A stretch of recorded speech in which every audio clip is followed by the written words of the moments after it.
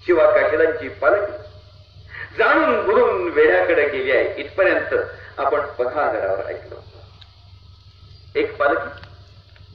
एक पालखी या पालखीपासून वेगळी होती. 600 बिनीचे मावळे शिवाजी राजांच्या बरोबर आहेत आणि शिवाजी महाराज आपण जिथे मसाईचं पठार चढलो त्याच्या बेचक्यामध्ये ती पालखी सोडून गेली. स्वतः शिवाजी महाराज सेनेच्या अग्रभागी राहणारा सेनानी आहे आणि 600 मावळे शिवाजी राजांच्या सह गटागटाने आपण ज्या मार्गाने कालपासून आलो होतो पांढरे पाण्याचा मार्ग जिथपर्यंत आपण पोचलो मसाईचं पठार कुंभारवाडी खोतवाडी चाफेवाडी मांडाईवाडी पाटेवाडी सुकामाच्या या सगळ्या मार्गाने जेव्हा या व्याख्यानांसाठी जमला त्याच वेळेला सकाळी पांढरं फुटायच्या वेळेला पांढरे पाण्याच्या परिसरामध्ये शिवाजी महाराज 600 मावळ्यांच्यासह येऊन थांबले. माणसं रात्रभर दौडत उसंत नाही. शिवाजी महाराजांना विशाळगडी पोहोचवायचं या एकाच ध्येयाने पेटलेली ही 600 माणसं आहेत. आपल्या घरी परत जायची त्यांना ओढ नाहीये. आपल्या जीविताची कोणतीही तमा नाहीये. रात्रभर आपण ज्या मार्गाने आलो त्या मार्गावरून भर पावसात अनेक ओढेनाले ओलांडून येणं किती अवघड आहे. आणि नुसतं यायचं नाहीये, पाठीशी शत्रू आहे, आजूबाजूला शत्रू आहे. ही 600च्या 600 माणसं शिवाजी राजांच्या बरोबर पांढरं फुटायला पहाटे पहाटे इथे येऊन दाखल झाले. कोणी दमलं नाहीये, कुणाच्या पायाला फोड आलेला नाहीये, कुणी आपल्या अंगात काय आहे याची तमा बाळगत नाहीये, कुणाला तहान लागलेली नाहीये, कुणाला भूक लागलेली नाहीये. एका ध्येयानं पेटलेली माणसं या प्रेरणा पथावरून पांढऱ्या पाण्याच्या ओढ्यात येऊन थांबले आहेत. आणि अचानक ज्या चौकातून आपण खाली आलो या परिसरामध्ये शिवाजी महाराज थांबले. राजांना एक कल्पना होती, का थांबले शिवाजी महाराज, या परिसरात का थांबले शिवाजी महाराज. सूर्योदयाच्या वेळेला महाराज या परिसरात थांबलेत आणि राजांनी आजूबाजूचा सगळा कानोसा घेतलाय. का थांबले महाराज इथे. शिवाजी महाराज जसे कीर्तिवंत होते तसे युद्ध कुशाल कला निपुण होते. राजा इथंच थांबलेत एवढ्यासाठी की राजांना एक कल्पना होती, शत्रू जर आपल्या पाठीशी लागला तर शत्रूची आणि आपली गाठ फक्त एकाच ठिकाणी पडण्याची शक्यता आहे, ती म्हणजे चौक्यात. आपण आता जिथे बसलोय आपण हेच व्यासपीठ का केलं, आपण इथेच का हा रणसंग्रामाचा प्रसंग मांडतो आहोत. राजाला कल्पना होती आपल्या पाठीवर आपल्या उजवीकडे असणारा शत्रू त्याने जर आपल्याला गाठलं तर तो फक्त चौक्यातच गाठेल. का. भूगोलाचा अभ्यास. राजाला माहिती होतं की चौके एक गाव, चौके एक वाडी, चौके एक स्थळ असं आहे की देशावरून आणि कोकणातून येणारे आणि विशाळगडाकडे जाणारे सगळे रस्ते याच ठिकाणी एकत्र येतात. किती रस्ते एकत्र येतात. आपण मलकापुराकडून आलो तर मलकापुराच्या खिंडीतून आपण चौक्यातच येतो. आपण येळवणजोगाईकडून आलो तर येळवणजोगाईच्या खिंडीतून आपण इथेच येतो. आपण अणुस्कुरा घाटातून वर आलो तर इथेच येतो. आपण काजिरड्यातून वर आलो पडसाळीच्या बाजूनी तर मौसम काटे मार्गाने इकडेच येतो. आपण पावडाईच्या खिंडीतून आलो तर आपण इथेच एकत्र येतो. सगळ्या खिंडी मी फिरून आलोय आणि लक्षात आलं की शेवटी इथेच येतो. आणि इथून विशाळगडाला जाणारी एक फरसबंद वाट आहे की ज्या वाटेवरून भर जंगलातून आपल्या उजव्या हाताला असणारा हा जो टॉवर दिसतो त्याच्या खालच्या बाजूनी मालेवाड्यापासून खरी पावनखिंड जाते. आपण जी पावनखिंड आज पाहतो हा कासारीचा उगम आहे. पावनखिंड घोडखिंड सुरू होते इथून आणि संपते जिथे कासारीचा उगम आहे तिथे. 8 मैलाच्या खिंडीत युद्ध झालंय. हा सगळा पावन परिसर आहे. आपण जिथे बसलो कदाचित तिथे कोणत्या तरी मावळ्याचं धारातीर्थी पतन झालं असेल, इथून सुरुवात झाली. आणि राजांना माहिती होतं की आपल्याला जर गाठलं तर सगळे मार्ग जिथे एकत्र येतात त्या चौक्यातच पाऊस पडतो. महाराज थांबले आणि इतक्यात महाराजांची पावलं पुढे पडायला लागली आणि एक आवाज आला की राजे राजे थांबा, महाराज महाराज थांबत. आणि धीर गंभीर पावलं टाकत आपण ज्या जागेवर बसलो या जागेपासून एका श्वासाच्या अंतरावर एक धिप्पाड देह, एक कळारी पुरुष राजांच्या समोर येतोय आणि राजांना वंदन करतोय. चिखलानं माखलेले शिवाजी महाराज या बाजीप्रभू देशपांड्यांच्या समोर उभे आहेत, या फुलाजी प्रभूंच्या समोर उभे आहेत, या रायाजी बांदलांच्या समोर उभे आहेत आणि ते नमस्कार करतात. राजांना हे सगळं आठवतंय. ते कुठं आठवतंय? पावनखिंडीचा सगळा संग्राम पार पडलाय. बाजी प्रभू देशपांड्यांच्या विना, फुलाजी प्रभूंच्या विना आणि बांदलांच्या सगळ्या मावळ्यांच्या विना शिवाजी महाराज विशाळ गडावर विद्यमान आहे. पाऊस पडतोय. महिना जुलैचा शेवटचा शेवट आहे.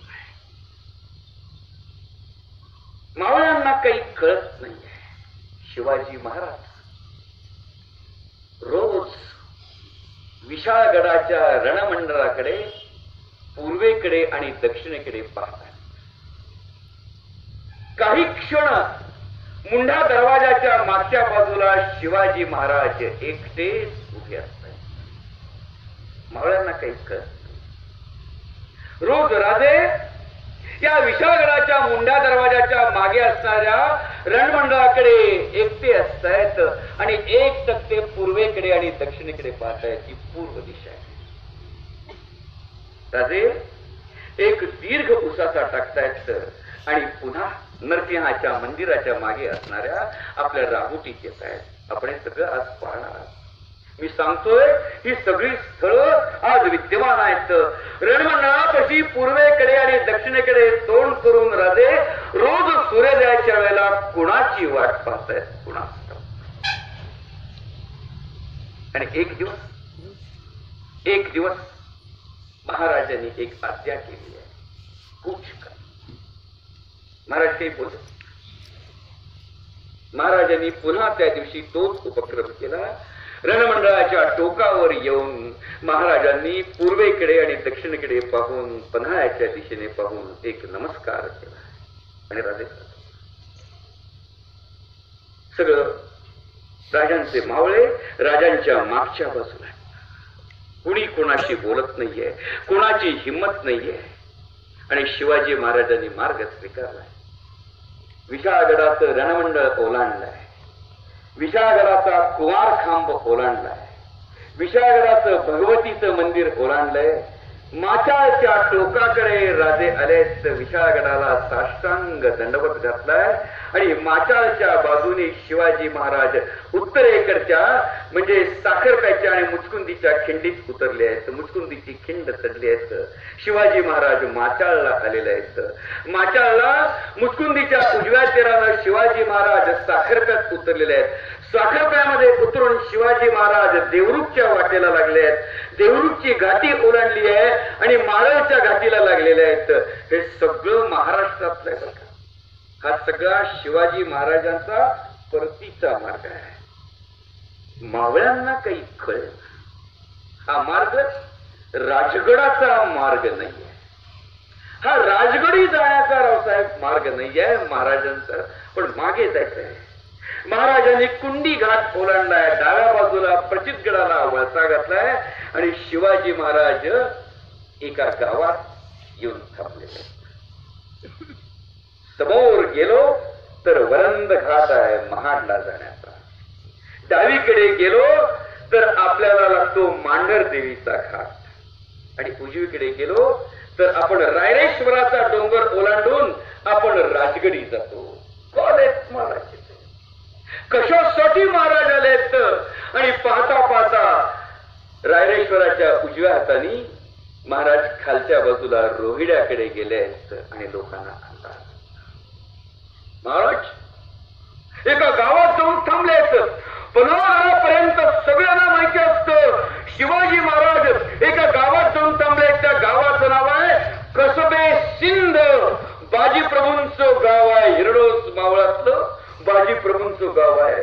गडबडवाले गावामध्ये कुणालाही कल्पना नाहीये की शिवाजी राजा येणार आहे.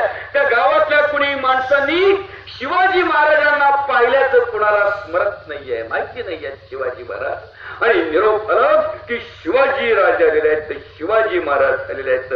गडबडीने एका वाड्यामध्ये शिवाजी महाराजांची बसण्याची व्यवस्था, थांबण्याची व्यवस्था केली आहे. आणि हा निरोप केला एका घरात. पन्हाळगड पावनखिंडीच्या युद्धाचे अंतरंग इतके भावनिक आहे. एक निरोप केलाय, तो निरोप केलाय बाजीप्रभू देशपांड्यांच्या घरात एका माऊलीकडे गेलाय. त्या माऊलीचं नाव आहे दीपाई आवा. बाजीप्रभू देशपांड्यांची आई आहे दीपाई आवा. 2 मुलं गेले. तिच्याला निरोप केलं. माऊली ताबडतोब उठली, आपल्या नातवांना बरोबर घेतले आणि थेट चालले शिवाजीराजांना भेटायला, शिवाजीराजांच्याकडे जायला. शिवाजी महाराज जेव्हा कसबे सिंध गावात कशासाठी आले? शिवाजी महाराज कसबे सिंध गावात आले आहेत बाजी प्रभूंच्या आणि फुलाजी प्रभूंच्या आईचं सांत्वन करण्यासाठी आले आहेत. त्या कसबे सिंध गावात आले. महाराज बसले. एक माता जी डोळ्याला पदर लावते, तिच्या डोळ्यात अश्रू आहेत. एका डोळ्यात अश्रू आहेत आपली 2 मुलं गेल्याची आणि एका डोळ्यात अश्रू आहेत ही धारातीर्थी पतना राष्ट्र कर्तव्यासाठी असल्याची अभिमानाची भावना आहे. समोर पाहते मंचकावर शिवाजी महाराज बसले आहेत. आयुष्यात कधी दीपाई आव्हानं शिवाजी राजांना पाहिलं नव्हतं. ते पावते समोर. अरे हाच का तो राजा की ज्याच्यासाठी माझ्या 2 मुलांनी देह ठेवला पावनखिंडीमध्ये. आणि ती धावत धावत 4-5 कच्च्या बच्चांचा तिनं आधार घेतले आणि ती धावत धावत जाते आणि शिवाजी राजांच्या पायावर आपलं डोकं ठेवते. अश्रूंनी भिजवते. महाराजांना गदगदून येत आहे. महाराज उठतायत, माऊलीला वंदना करतायत, शेजारी बसवतायत की जण आऊसाहेब बेटाचे किती दिवस झाले अफजल खानाच्या पारिपत्यासाठी आपण बाहेर पडलो तेव्हापासून आईचं दर्शन नाहीये. दीपाई आवा समोर आहेत, बाजी प्रभूंच्या आई समोर आहेत आणि महाराज एक वाक्य उच्चारतायत की माऊली साहेबी समाधान करण्याचे आहे. शिवाजी महाराजांचे शब्द आहेत कसबे सिंध. माऊली साहेबी समाधान करण्याचे आहे. हे वाक्य पूर्ण व्हायच्या आत ही माऊली उभी राहते. शिवाजी महाराजांना वंदन करते आणि बोलते. ते शब्द महाराष्ट्राच्या हृदयात घुमले पाहिजेत. शिवाजी महाराज म्हणतात की माऊली साहेबी समाधान करण्याचे आहे. आणि ही माऊली म्हणते महाराज बाजी प्रभू आणि माझे लोक. की माऊली असं म्हणत नाहीये की बाजी प्रभू हाच फक्त माझा मुलगा आहे. हे माझे लोक कोण? हे माझे लोक म्हणजे बांदलांचे सैनिक आहेत. त्यांना ती विसरत नाहीये. महाराज बाजी प्रभू आणि माझे लोक साहेब कामावरती खर्च झाले, मैदान झाले त्यांचं. ते धारातीर्थी पडले आहेत. महाराज बाजी प्रभू आणि माझे लोक साहेब कामावरती खर्च झाले, पदरीचे सर्व भांडवल सरले. एखाद्या आईचं भांडवल काय असतं? तिची मुलं असतात. पदरीचे सर्व भांडवल सरले. मग तिच्या शेजारी एक 16-17 वर्षाचा मुलगा आहे. पावनखिंडीच्या युद्धानंतर घडलेला महाराष्ट्राच्या भूमीतला प्रसंग आहे. शिवाजी महाराज सांत्वनासाठी गेलेत आणि ती म्हणते की पदरीचे सर्व भांडवल सरले. शेजारी एक मुलगा आहे 16-17 वर्षाचा तरुणाबांड मुलगा. त्याला ते बोलवते आणि म्हणते की महाराजांच्या पायावर डोई ठेव. ती म्हणते हा मुलगा कोण आहे? या मुलाचं नाव आहे मायाजी. हा बाजी प्रभूंचा मुलगा आहे. आणि ती म्हणते मायाजी नेणता आहे त्यास सरदार की द्यावी, म्हणजे साहेब कामावरती खर्च व्हावयास रिकामा झाला. जिची 2 मुलं गेले ती माऊली म्हणते की नातू आणलाय तो तुमच्या पायावर घालते, त्यालाही लष्करात घ्या, त्यालाही सैनिक करा, त्यालाही मावळा करा, म्हणजे माझी कुणी धन्य झाली. ही दीपाई आहे. हा महाराष्ट्र हा बाकी महाराजांना मोठं कौतुक वाटलंय. महाराजांनी मायाजीला सरदारकी दिली आहे, बाकीच्यांना पालखीचा मान दिलाय, पण महाराज मात्र अस्वस्थ. हा सगळा पावनखिंडीच्या संग्रामाचा प्रसंग राजगडावर झरझर त्यांच्या नजरेसमोर उतरतो आहे. आणि इथला प्रसंग आठवला. काही दिवस गेले. महाराजांच्या मनाची अस्वस्थता काही कमी होत नाही. आणि एक दिवस या पावनखिंडीच्या संग्रामाच्या या सगळ्या स्मृती महाराजांच्या डोळ्यासमोरून झरझरून जात असताना एका माणसाला त्याने बोलावून घेतले. कान्होजी, ताबडतोब या. कान्होजी, राजगडी या. कान्होजी बाबांना काही कळलं. नुकता पावनखिंडीचा संग्राम संपलाय. महाराजांच्या मनाची सगळी अस्वस्थता त्यांना माहिती आहे. रायरेश्वराच्या मागच्या बाजूनी कालीमधून ते वर गेलेले आहेत. नाखिंद्याचं टोक ओलांडलेलं आहे, अस्वलखिंड ओलांडली आहे आणि उजव्या हाताला ते राजगडी गेलेले आहेत. हे सगळे रस्ते तुम्ही फिरायचे का? रायरेश्वरून राजगडाला कसं जायचं असतं? नाखिंद्याच्या बाजूने ते तिकडे गेलेले. महाराजांच्या समोर उभे आहेत आणि कळतंय महाराजांच्या मनाची अस्वस्थता काय आहे. महाराजांना मुजरा करतायत, महाराजांना त्यांचे पाय धरतायत आणि म्हणतात की कान्होजी. राजे काय? कान्होजी, पावनखिंडीचे समर प्रसंगी शिवाजी महाराजांचे शब्द आहेत.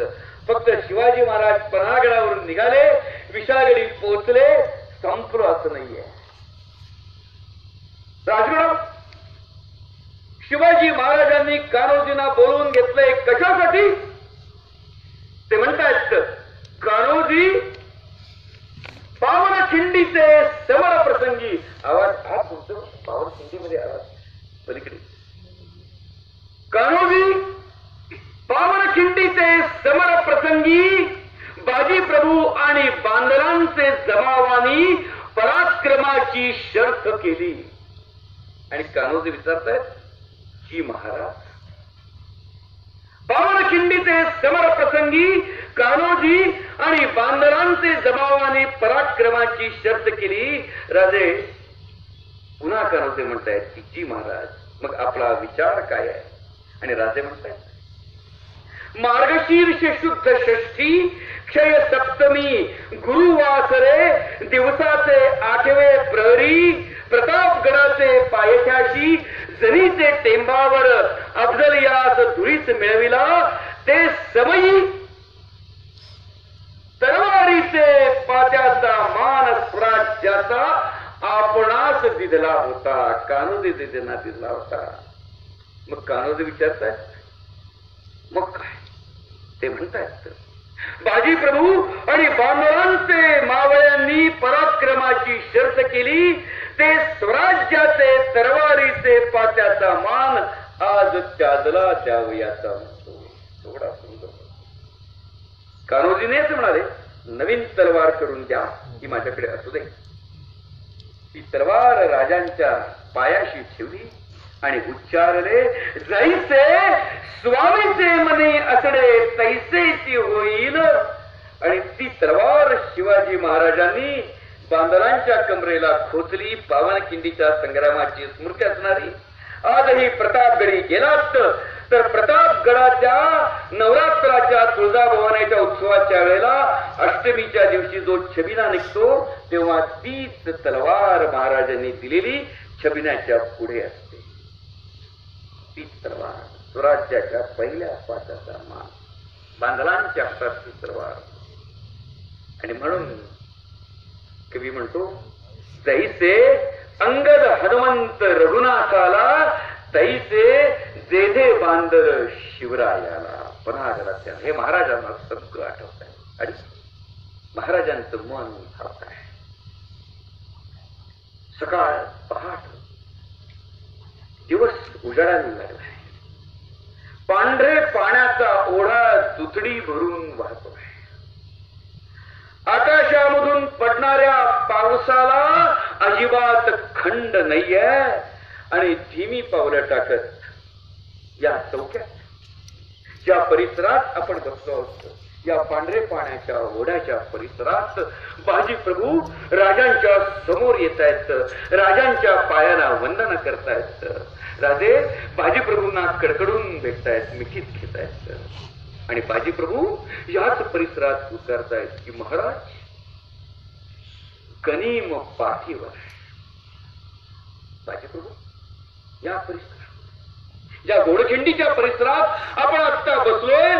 पडणाऱ्या प्रचंड पावसात चिखलाने माखलेली ही स्वामिनिष्ठ माणसं की ज्यांना विसरागडी पोहोचवायचं आहे राजांना, त्या राजांच्या समोर बाजीप्रभू म्हणतोय की राजे गनीम पाठीवर आहे. मागच्या बाजूने गेली अवधी फार थोडा आहे. आपण निम्मी शिबंदी घेऊन विशाळगडी पावते व्हा. आपण विशाळगडी पोहोचेपर्यंत एकही गरिमास खिंड करू देणार नाही. हे उद्गार इथे निघाले आहेत, या परिसरात निघाले आहेत. रोमांच कधी एकटे या जागेवर उभे राहा. अवघा हल्लकल्लोळ आपल्या मनात आणि मस्तकात होतो. राजे निम्मी शिबंदी घेऊन विशाळगडी पावते व्हा. आपण विशाळगडी पोहोचेपर्यंत एकही गरिमास खिंड करू देणार नाही. राजांनी पाहिलं बाजी प्रभू. त्या आजकालच्या पुढाऱ्यांप्रमाणे असं म्हटलं नाही, ठीक आहे बाजी प्रभू थांबा तुम्ही इथे, मी तिकडे जातो, विश्रांती घेतो, या तुम्ही नंतर. सेनेच्या अग्रभागी राहणारा हा सेनानी होता. त्यांनी उद्गार काढले की बाजी, जेवढा शिवाजीचा जीव या भूमीला प्यारा आहे तेवढाच बाजी प्रभूचा आहे. लढू तर मिळूनच आणि जिंकू तर मिळूनच. शिवाजी महाराजांच्या शब्दकोशात मरू हा शब्दच नव्हता. लढू तर मिळूनच आणि जिंकू तर मिळूनच बाजी प्रभूंचा नाईलाज झाला आणि बाजी प्रभू आणखीन पुढे सरसावले. का कोणास ठाऊक. डोळ्यांमधून उष्ण अश्रू येत आहेत. राजांच्याकडे ते पाहत आणि राजा म्हणाले, राजे राजे कळकळीची विनंती आहे. राजे आपण निम्मी शिबंदी घेऊन विशाळगडी पावते व्हा. राजे एक बाजी गेला तर 1000 बाजी आपण निर्माण कराल, पण एक शिवाजी गेला तर पुन्हा दुसरा शिवाजी निर्माण होईल. आपण विशाळगडीचा तरी राजे ऐकत नाही आहेत आणि बाजी प्रभू विनवतायत. राजे आपण जा, अवधी फार थोडा आहे, गनीम पाठीवर आहे. राजे विनंती करतो, लाख मेले तरी चालतील पण लाखांचा पोशिंदा जगला पाहिजे. राजे आपण जा, आपण विशाळगडीचा. तरीही शिवाजी महाराज ऐकत लढू तर मिळणार आणि जिंकू तर मिळणार. हे सगळं या परिसरात घडलेली गोष्ट आहे. हेच आपलं काशी, हेच आपलं रामेश्वर, हेच आपले चारिधाम. जिथे असे प्रसंग घडतात तीच आपली धारातीर्थ, तीच आपली पवित्र मंदिरं. आणि बाजी प्रभू सांगतात लाख मेले तरी चालतील पण लाखांचा पोशिंदा जगला पाहिजे. राजे आपण विशाळगडी जा, तरी राजे ऐकत नाही. आपण लढू आणि जिंकू सुद्धा.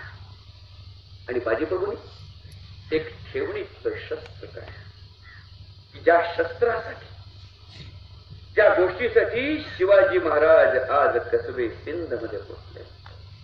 बाजी प्रभू राजा एक शपथ घातली.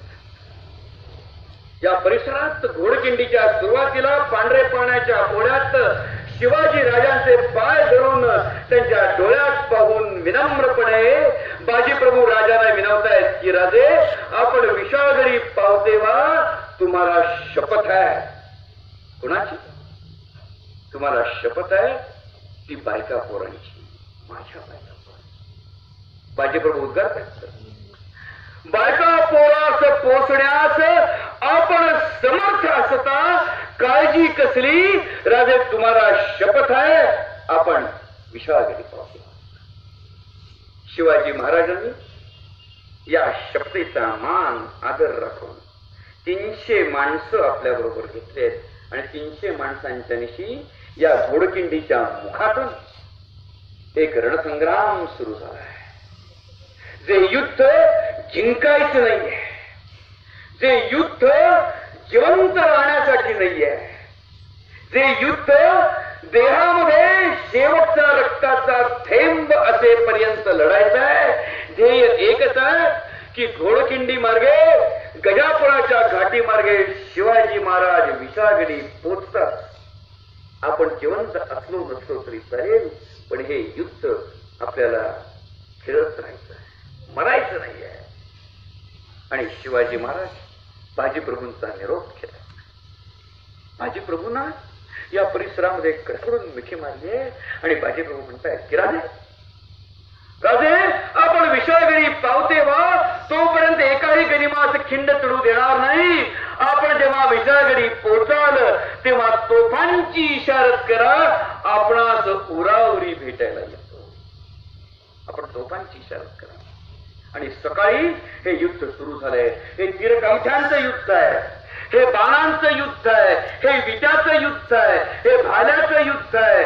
क्षणार्धात शत्रू पक्षावर आघात करायचा आहे आणि क्षणार्धात या आजूबाजूच्या झाडीमध्ये कुठेतरी आतमध्ये गडप व्हायचं आहे.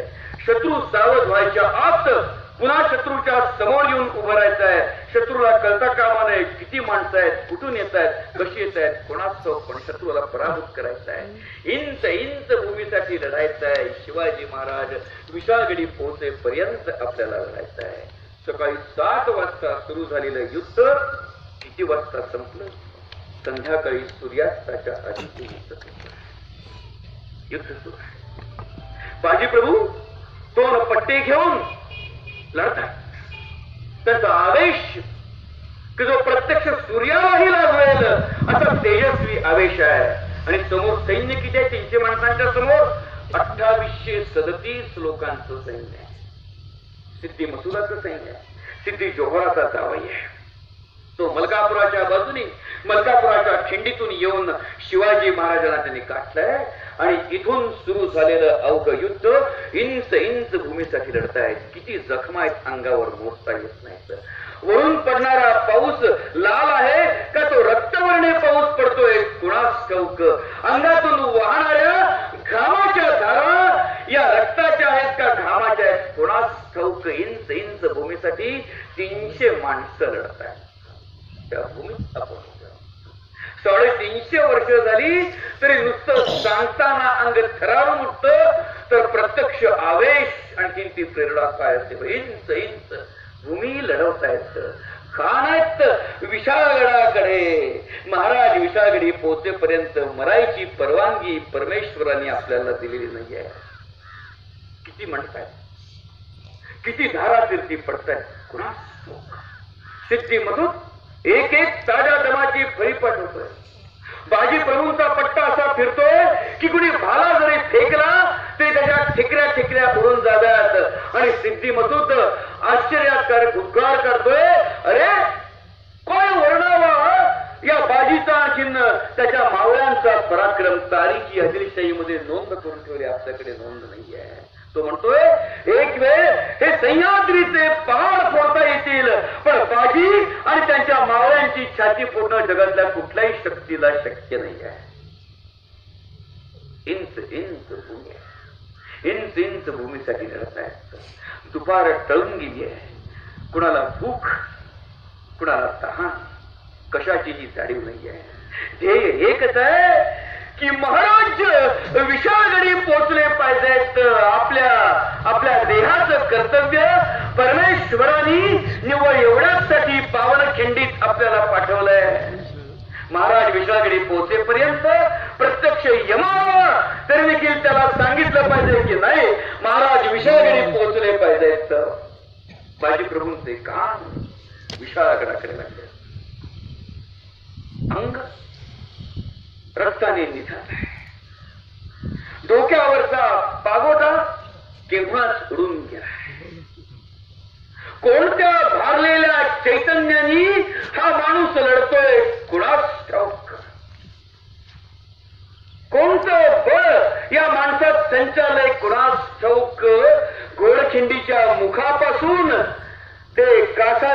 उगमापर्यंत मालीवाड्याच्या या बेचक्यातून जाणारी ही घोडखिंड 8 मैलाची घोडखिंड आहे.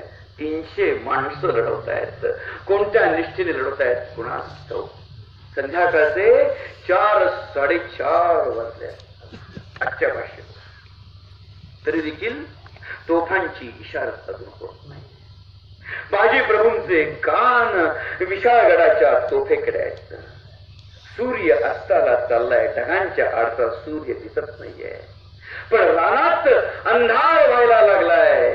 धुक दाट व्हायला लागले. पण युद्ध सुरूच आहे. माणसं लढतायत. धारातीर्थी पडतायत.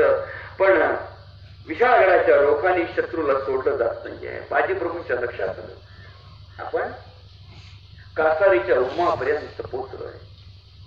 केवढा सूक्ष्म अभ्यास आहे. आपण कासारीच्या उगमापर्यंत पोहोचलोय. इथे जर शत्रूला अडवून आपण परास्त केलं नाही तर आपली उरलेली 5-50 माणसं शत्रूच्या शेकडो माणसांच्या समोर तग धरतील की नाही कुणास ठाऊक.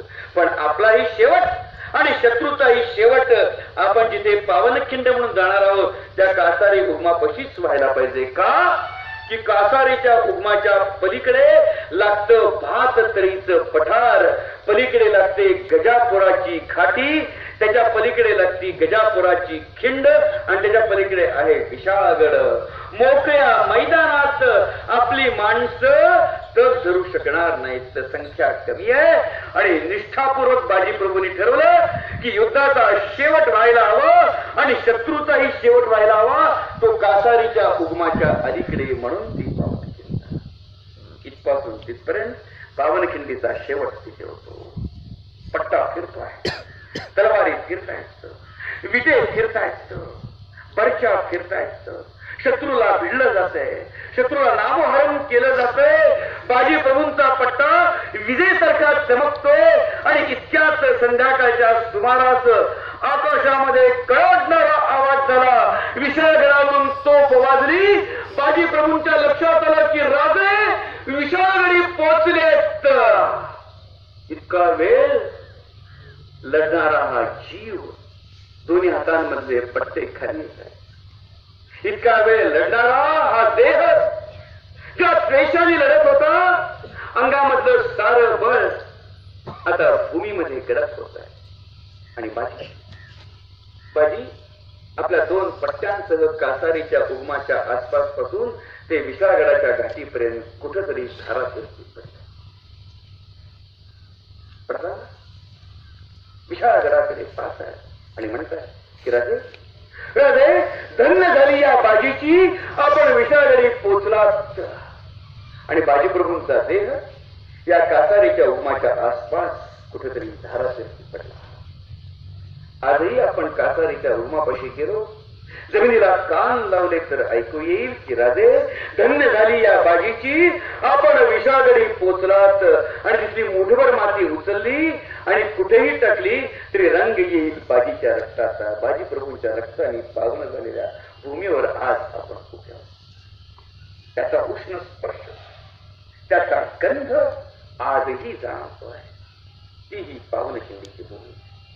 राजांनी जसवंतराव आणि सूर्यरावांचा वेढा फोडून ते विशाळगडी पोचले. 5 लढाया झाल्या. मार्गामध्ये 5 लढाया झाल्या. राजेवर राजांना खबर गेली. तोफांची इशारत झाली आणि बाजी प्रभू राजांना हा निरोप गेला की राजे बाजी प्रभूंचं देहार्पण त्यांचं धारातीर्थी पतन कासारीच्या उगमाच्या आसपास झालंय. राजांच्या डोळ्यात खळखळ आणि राजांची आज्ञा केली. पोरांच्या देहाची विले आम्ही स्वहस्ते लावणार आहोत.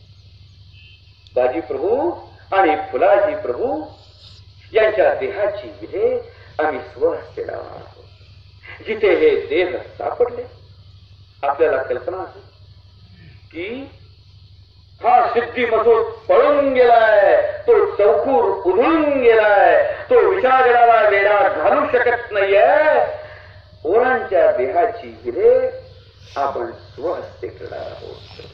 बाजी फुलाजी बांधवांच्या मावळ्यांचे जेवढे देह सापडले ते सारे देह त्या पडत्या पावसामध्ये विशाळगडाच्या आज रात्री आपण जिथे मुक्काम करणार आहोत, आज रात्री आपण त्या पावन भूमीमध्ये विसावणार आहोत आणि उद्याला ज्या पावन भूमीमध्ये आपण सांगता करणार आहोत तिथे शिवाजी राजांच्या समोर बाजी आणखी फुलाजींच्या देहाच्या चिता पेटल्या पडत्या पावसात.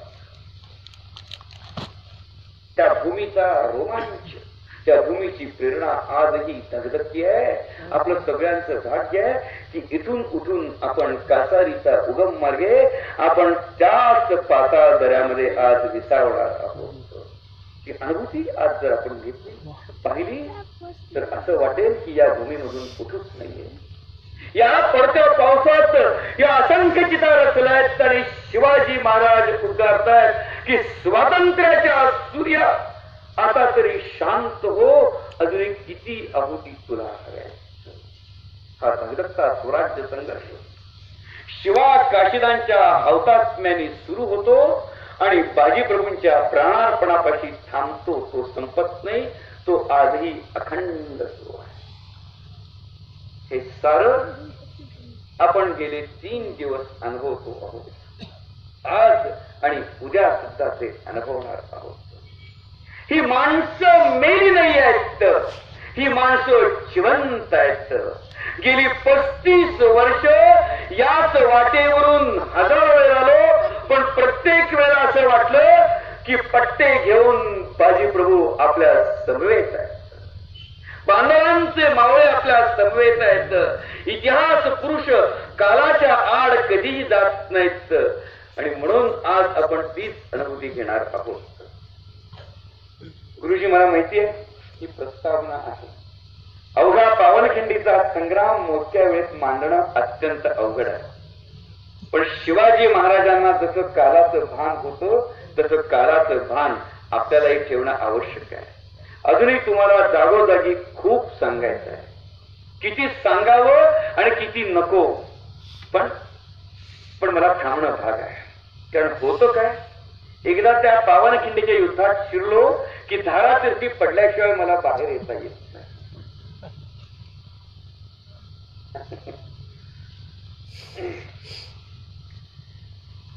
एक प्रसंग गुरुजी भावतो तो सांगतो. या महाराष्ट्राला महाराजांचं जे वरदान आहे ना, ते वरदान विसरता येणार नाही. इथून महाराजांचे 300 ती जागा आपण पाहिली असेल, पण जरूर पहा. एक म्हातारा मला भेटला, खोंडले त्याचं नाव. त्याला वय विचारलं. तो म्हणाला, मी कोण आहे? महाराजांचा वाटाड आहे म्हणाला. तू महाराजांचा वाटाड? म्हटलं हो. अरे, पन्हाळगडापासून पावनखिंडी पर्यंत ज्या माणसांनी वाट दाखवली त्यांना पांढरे पाण्याचे वाटाडे म्हणतात, त्यातला मी एक. म्हटलं मग काय? तर एक गोष्ट दाखव. ते पाणी घरी नाही, घरामध्ये तुम्ही जे पाणी वर्षभर पिता त्या टाकीत ते पाणी टाकायचं आणि गेली 35 वर्ष ते पाणी मी घरी नेतोय. काय प्रसंग महाराज, किती होते? बाजी प्रभू युद्धासाठी तयार आहे तर आपण विशाळगडी पावते व तोपर्यंत एकाही गनिमात खिंड चढू देणार नाही. आणि बाजी प्रभूंचा निरोप घेऊन शिवाजी महाराज पुढे या मार्गाने जात आहेत. त्या मार्गाने आपण जाऊ. पुढे महाराज जात आहेत. पांढरे पाणी गाव मूळचं तिथं होतं. महाराज जातात. महाराज की असं जिरोटोप वगैरे घालून बसले नव्हते. महाराज रणवेशामध्ये होते आणि एवढ्याच महाराजांच्या समोर एक म्हातारी येते. एक म्हातारी ती बघतो. ते माणसं बघ, हे माणसं जातात. माणसं आपली दिसत आहेत, माणसं मराठी दिसत आहेत. हे चाललंय सगळं गडबड झाली आहे. आणि म्हातारी येते आणि असा हात करते, या या परिसरात मोठी किती आहे. या परिसरात परंपरेनं पिढ्यान सांगितला जातो. ती म्हातारी इथे थांबतीये आणि म्हणते की बाबांनो थांबा. काय आया अवतारा महाराजांनी तयार केलेली राष्ट्रीय चारित्र्याची मानसिकता पनागरते पावनखिंडीच्या वाटेवर जी बावली जी तयार झाली. पनागरते पावनखिंडीचं युद्ध म्हणजे निव्वळ तरातरा चालत जाण्याचं युद्ध नव्हतं. ते युद्ध होतं संपूर्ण महाराष्ट्राच्या आणि भारतवर्षाच्या मानसिकतेच्या उत्थानाचं युद्ध होतं.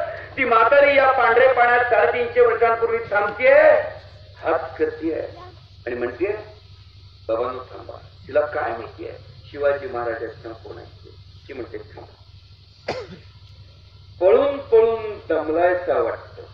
म्हातारी पळून पळून दमलायचं वाटतं. माझ्या शिंकाळ्यात अर्धी चक्कर भाकरी असेल. किती जणांना पुरल कुणास ठाऊक, पण ही भाकरी घ्या आणि खावा. ती कदाचित महाराजांच्या हातात दिली असेल, कदाचित अन्य कोणाच्या हातात दिली असेल. महाराजांनी ती भाकरी घेतली, खाल्ली की नाही कुणास ठाऊक, इतिहास जाणे. पण त्या माऊलीच्या रूपानं आऊसाहेब भेटल्याचं पुण्य शिवाजी महाराज लागतं. महाराजांच्या मनातून ती म्हातारी काही हलेना. पांढरे पाण्याची म्हातारी. ती म्हातारी काही हलत नाही. महाराज विशाळगडी गेले, महाराज राजगडी गेले, पण ती म्हातारी काही हलेना. शिवाजी महाराजांनी राजगडावरून विशाळगडावर एक निरोप पाठवलाय झुंजारराव पवारांना केलेला. झुंजारराव चौक्यात जा, त्या म्हातारीला हुडकून काढा आणि तिला काहीतरी द्या, तेव्हाच आमच्या मनाला समाधान मिळेल. आणि महाराजांचे सगळे माणसं या चौकी गावात पांढरे पाण्यात आले. घोडेस्वार आले. तो काळ मोठा अवघड होता, कारण घोडेस्वार यायचे, तर्राटाच्या लोकांना पकडायचे आणि सैन्यात भरती करायचे. असा तो काळ मोगली आमदानीचा, आदिलशाही आमदानीचा काळ होता. माणसाऱ्याबरोबर पटापटा दार बंद करून घेतले. पुन्हा तीच म्हातारी या परिसरामध्ये राजांच्या समोर येऊन कमरेवर हात ठेवून उभारली आहे आणि म्हणतेय का आलायचा. म्हातारीच्या झुंजारावांचा मावळा विचारतोय की म्हातारे, अगं काही दिवसांपूर्वी इकडून पळणाऱ्या मावळ्यांना भाकरी कुणी दिली. म्हातारी घाबरली. तिला वाटलं आपली काही चूक झाली का काय, का म्या दिली, काही चुकलं का. आणि मावळा म्हणतोय की म्हातारे तुझं चुकलं नाही, तू ज्याला भाकरी दिलीस तो प्रत्यक्ष शिवाजी राजा होता. म्हातारी उभ्या जागेत थरथरायला लागली, हलायला लागली. माझ्या आजची भाकरी शिवाजी राजाला खाल्ली आहे, केवढं पुण्य आहे. आणि मग विचारतीये का आलायचं. मग ती म्हणतीये म्हातारे महाराजांनी तुला काहीतरी द्यायला. आजची म्हातारी असं तरी म्हटली असते एखादा प्लॉट दे, सुनेला दूर ठेव. म्हातारी काही नाही. म्हातारीने हात जोडले आणि ती फक्त म्हणाली की माझ्या हातची भाकरी शिवाजी राजांना खाल्ली आहे, बस मला बाकी काही नको आहे. तरी देखील ते म्हणतात की आम्ही राजांच्याकडे कसं जाऊ शकणार नाही, माफ काहीतरी. आणि त्या म्हातारीने जे मागितलं ती इतिहासाची खूण आजही इथे आहे. गावकरी अभिमानाने सांगतात, पंचक्रोशी अभिमानाने सांगतायत. ती म्हातारी सांगतेय की देणारच असाल तर तुझ्या राजाला सांग की पावसाळ्यामध्ये इतका महामूर पाऊस पडतो की लेकीबाईंच्या डोळ्यांमध्ये अश्रू सुद्धा हटत नाही. आणि उन्हाळ्यात एक एक अश्रू एवढ्या पाण्याच्या थेंबासाठी, काल तुम्ही अनुभवलंय पाण्याचं दुर्भिक्ष किती असतं या परिसरात. आणि उन्हाळ्यात एक एक अश्रूच्या थेंबासाठी 4-4 कोस माझ्या लेकीबाई दूर जातात. राजाला सांग जर देणारच असाल तर लेकीबाईंसाठी एक विहीर बांधून दे. आणि ती विहीर शिवकालाची विहीर आहे, महाराजांनी बांधलेली विहीर आहे. ती विहीर गेली 350 वर्ष या पांढरे पाण्याला चौक्याला पाणी पुरवठी आहे. प्रतिवर्षी जेव्हा येतो तेव्हा तुडुंब भरलेल्या विहिरीतला एक तांब्या घरी घेऊन जातो आणि घरच्या पाण्याच्या टाकीत टाकतो. वर्षभर महाराजांचं तीर्थ प्राशन केल्याचा आनंद मिळत असतो. 35 वर्ष पनागरते पावनखिंडीचे अंतरंग असे विविधांगाने जातात. पनागरते पावनखिंड ही एक भगवद्गीता आहे, एक रामायण आहे, एक महाभारत आहे. प्रत्येक मराठी माणसांनी आयुष्यामध्ये एकदा तरी पनागरते पावनखिंड वाटेवरून जावं. तेव्हा कळेल राष्ट्रभक्ती म्हणजे काय, स्वधर्म भक्ती म्हणजे काय, राष्ट्रधारा म्हणजे काय. आपण सगळ्यांनी, आणि गुरुजी मी आपल्याला इथूनच वंदना करतो, मी एक सामान्य भक्त्या माणूस आहे, मी कोणी इतिहास संशोधक नाही, मी कसलेही दावे करत नाही. पण हे गडकोट, ही माती माझ्याशी बोलते, त्या मातीशिवाय मी राहू शकत नाही, या किल्ल्यांशिवाय शिवचरित्राशिवाय मी राहू शकत नाही. मला कोणी इतिहासाच्या प्राध्यापकांनी इतिहास शिकवला नाही, या मातीने तो शिकवला. कधी कधी एकटाच येतो आणि इथे प्रसंग आठवतो. काय मानसिकता झाली असेल बाजीप्रभूंची राजांना सांगताना की राजे निम्मी शिबंदी घेऊन आपण विषागडी पाव ठेवा. आपण विषागडी पोहोचत नाही तोपर्यंत मी ही खिंड लढवतो. कोणती हिंमत, कोणती छाती झाली असेल, काय हिंमत झाली असेल महाराजांना त्या देहाला अग्नी देतात. हे सगळं इतक्यांदा आलो, पण प्रत्येक वेळेला हे जिवंत आत्मे मला भेटले. प्रत्येक वेळेला असं जाणवलं की आपण किती करंटे आहोत, आपण काय करतो देशासाठी. म्हणून कितीही कटू प्रसंग आले तरी गेल्या 35 वर्षात त्याच दिवशी त्याच रात्री महाराज ज्या मार्गावरून गेले तो मार्ग आक्रमायचं माझे वडील गेले आदल्या दिवशी, तरी सुद्धा दुसऱ्या दिवशी पुन्हा याच वाटेवर आलो. भूमिका इतकीच आहे. या महाराष्ट्राने आपल्याला खूप ठेवलंय, शिवाजी राजांनी आपल्याला खूप ठेवलंय. फक्त ते वेचण्यासाठी गुरुजी अशा मोहिमा वारंवार व्हाव्यात. मला असं वाटतं की या मोहिमेमधून जो समाज घडतो त्याला तोड नाहीये. माफ करा, मी इतकं भावनिक व्हायला नको होतं, पण ही जागाच अशी आहे की या जागेवर डोळ्यामधून अश्रू आल्याशिवाय राहत नाही. मला त्याला खूप सांगायचं आहे, खूप बोलायचं आहे. आपण ही संधी दिली त्याच्याबद्दल मी आपले आभार मानतो.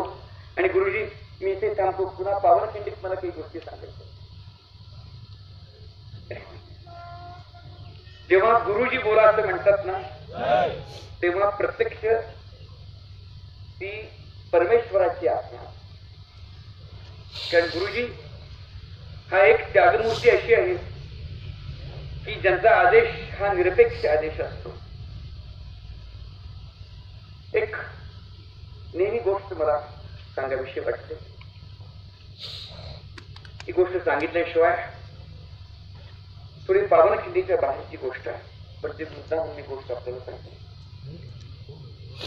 गोष्ट अशी आहे की नेहमी एका दगडावर मी जाऊन बसतो. मी दगड म्हणणं त्याला फार आवडतो. मी वर्षातून एकदा पांडे पेडगाव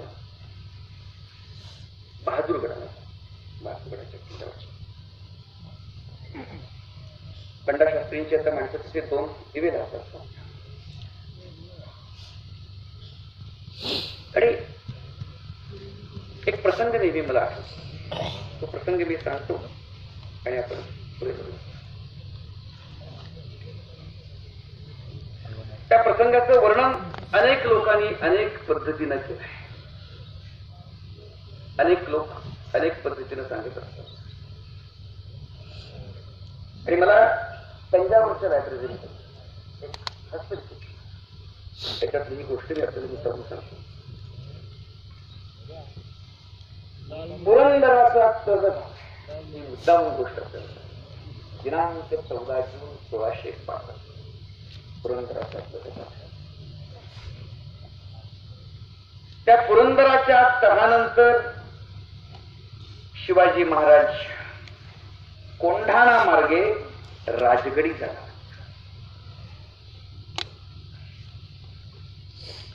श्री क्षेत्र नारायणपुराच्या मागच्या बाजूला मिर्झा राजे जयसिंगांची राहत. तिथे झिरझिरणारा पडदा आहे.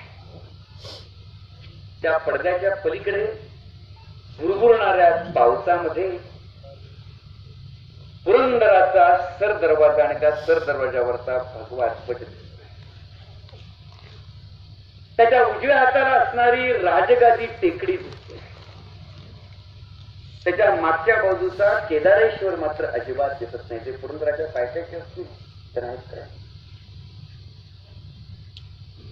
तह झालाय. ही गोष्ट गुरुजींच्या आज्ञेवरून सांगतो की जी मला नेहमी भावते. तह झालाय. आणि राजांनी एकदाच पुरंदराकडे पाहिलं आणि त्या पुरंदराला साष्टांग दंडवत घातलाय. पुन्हा पुरंदराकडे पाहण्याची राजांची इच्छा नाहीये का की तिथे असणारा भगवा सर दरवाजावरचा काही क्षणानंतर किरमाजी जाणार आहे, आणखी उतरवला जाणार आहे. तो उतरवला गेला. राजाने नाही मागे पाहिलं आणि काही घोडी पुरंदराच्या बाजूनी बोगदेव घाटाकडून पुण्याच्या दिशेने कोंढाण्याच्या म्हणजे सिंहगडाच्या बाजूनी राजगडाकडे जाणार. आणि राजांच्या मनामध्ये विचार येतोय. विचार काय? 23 लक्ष होनांचा मुलूक, 4 लक्ष होनांचा मुलूक आणि 23 किल्ले आपल्याला तहात द्यावे लागले. राहिला अवघा 1 लक्ष होनांचा मुलूक आणि 12 किल्ले. ही गोष्ट मुद्दामून मला जी बावली आयुष्यामध्ये ती सांगतो आणि सांगतो. आऊसाहेब कुठे आहेत? आऊसाहेब आहेत कोंढाण्यावर आहेत. तोही किल्ला आपल्याला तहात द्यावा लागणार आहे. आऊसाहेबांच्या स्वप्नातला किल्ला सिंहगड द्यावा लागणार आहे. कोणत्या तोंडाने आऊसाहेबांच्याकडे जाऊ? पुरंदर जिल्हा, पुरंदर हरला नाहीये, पुरंदर जिल्हा म्हणून आऊसाहेब ऐकतील, मान्य करतील. 1 किल्ला गेला तर राजे आपण 1000 किल्ले निर्माण करा. कोणत्या तोंडाने आऊसाहेबांना सांगू? आऊसाहेब 23 किल्ले दिले आणि 4 लक्ष होनांचा मुलूक दिलाय. आऊसाहेब म्हणतील आपल्याकडे होतच काय? 23 ते 230 किल्ले कराल आणि 4 लक्षांचे 4 कोटी कराल. चिंता करू नका.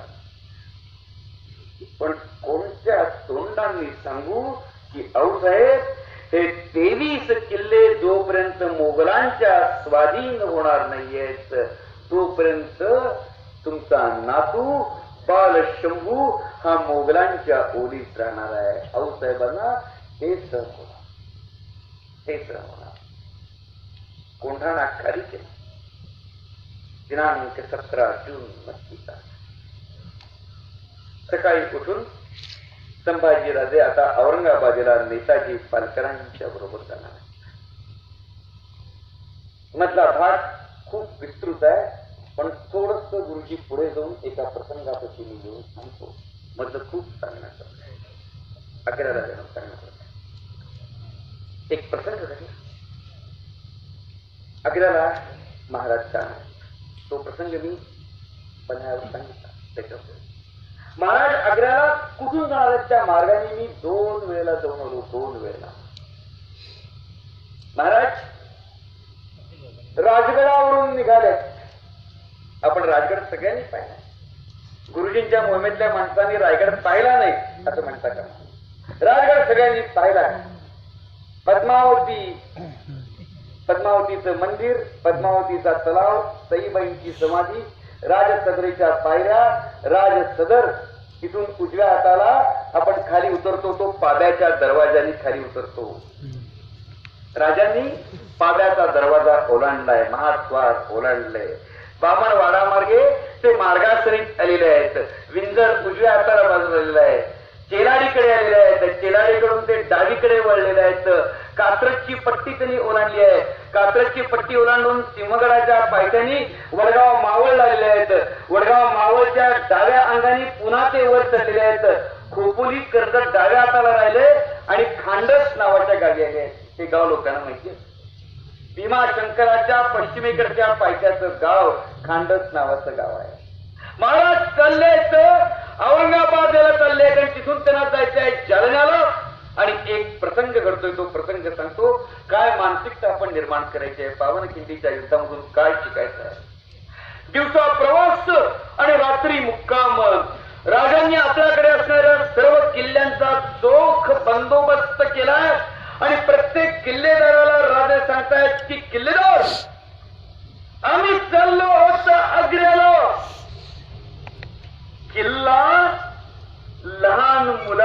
प्रेमाने सांभाळा. शिवाजी महाराज किल्ल्यांवर लहान मुलासारखा किल्ला लहान मुलासारखा सांभाळा. आणि किल्लेदार एक गोष्ट लक्षात ठेव की जोपर्यंत आम्ही आग्र्याहून येत नाही तोपर्यंत स्वराज्याची शिक्का आणखीन कठोर आऊसाहेबांच्या स्वाधीन केली आहे.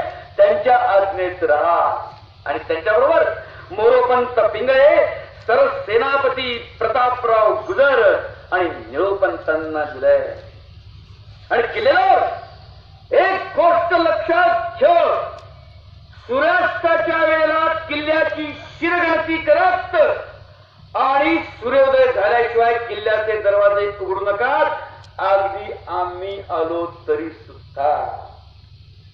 शिवाजीराजांचं राज्य आणि किल्लेदार तसाच काही आणीबाणीचा प्रसंग आलाच तर आऊसाहेब किंवा उर्वरित 3 आमच्या प्रधानांचे पत्र असल्याशिवाय कुणालाही किल्ल्याचे दरवाजे उघडू नका. अगदी आम्ही आलो तरी. ही आज्ञा आहे. हा प्रसंग आज मुद्दाम इथे सांगावासा वाटला. गुरुजींनी आज्ञा दिली म्हणून सांगतोय. राजांना चिंता आहे की आपल्या किल्ल्यांची चिंता आहे, स्वराज्याची चिंता आहे, आपल्या जीविताची चिंता नाहीये. त्यांना नक्की माहिती आहे की मी तयार केलेली माणसं माझ्या माघारी सुद्धा स्वराज्य उत्तम सांभाळणार विश्वास आहे. दिवसा प्रवास, रात्री पाण्याची जागा बघून मुक्काम. छोटं गाव आहे, खांडस अत्यंत छोटं गाव आहे. तिथे हरिभाऊ विदे नावाचा माझा एक अतिशय गरीब मित्र. हे खांडस कुठे आहे? महाराजांचा मुक्काम खांडस आहे. खांडसला जाता जाता शिवाजी महाराज सहज बाजी जेजेंना प्रश्न विचारतात की बाजी आपले किल्ले सुरक्षित आहेत ना? आजकाल जर एखाद्या माणसाला विचारलं शेजारचा माणूस कसा आहे तर तो सांगतो की बेकार आहे, काय त्याच्या नादाला लागतो. पण बाजी आणि शिवाजी राजांनी घडवलेली माणसं तशी नव्हती. बाजीना राजे प्रश्न विचारतात की बाजी आपले किल्ले सुरक्षित आहेत ना? आणि बाजी म्हणतायत की राजे चिंता करू नका, तुमचा एक एक माणूस स्वराज्यातला एक एक शिलेदार एका बुलंद बुरुजासारखा आहे, किल्ल्यांची चिंता करू नका. तरी राजे थोडे चिंताग्रस्त.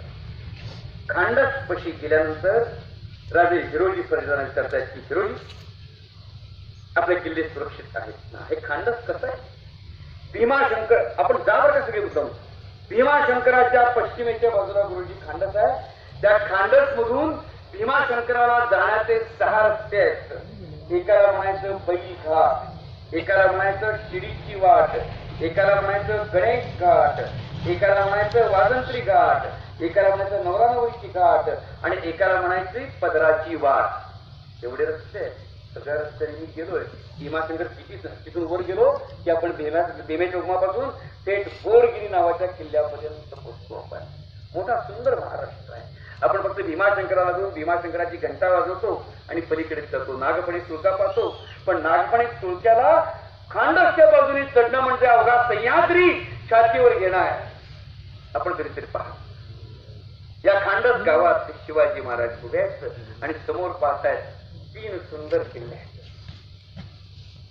आपल्याला 4 किल्ल्यांच्या पलीकडची माहिती असते. 3 सुंदर किल्ले आहेत स्वराज्याच्या सीमेवरचे. एकाचं नाव आहे सिद्धगडा, त्याच्या शेजारी गोरखगड आहे. समोरचा जो किल्ला आहे गोरखगड, सिद्धगड आणि त्याच्या शेजारी जो किल्ला आहे त्या किल्ल्याचं नाव आहे किल्ले पदरगड. देखणे किल्ले महाराष्ट्राची देणी आहेत, महाराष्ट्राची भूषण आहेत. जेवढा राजगडाचा बालेकिल्ला अवघड आहे किंबहुना त्याहीपेक्षा जास्त गोरखगडाचा बालेकिल्ला अवघड आहे.